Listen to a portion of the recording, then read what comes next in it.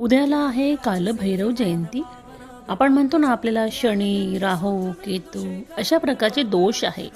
दोष निवारण आपण या दिवशी करू शकतो. कालभैरव जयंतीच्या दिवशी आपण अशा प्रकारे साहित्य घेऊन मंदिरात जाऊ शकतो आणि मंदिरात जाऊन अशा प्रकारे त्यांना अर्पण करायचं आणि पूजाविधी करायची. कालभैरव अष्टकाचे आपल्याला पठण करायचे आहे.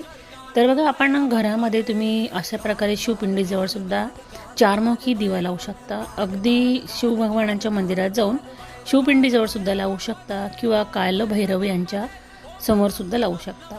किंवा होईल तेवढ्या वेळेस आपल्याला कालभैरव अष्टकाचे पाठ करायचे आहे. तर आपल्या ज्या चुका आहेत ते माफ करण्याचं काम करत असतात, म्हणून आपण जमेल तेवढी सेवा नक्कीच करा. दान धर्माला सुद्धा महत्त्व आहे. काळ्या कुत्र्याला जिलेबी खाऊ घाला. अशा प्रकारे आपल्याला कालभैरव जयंती साजरी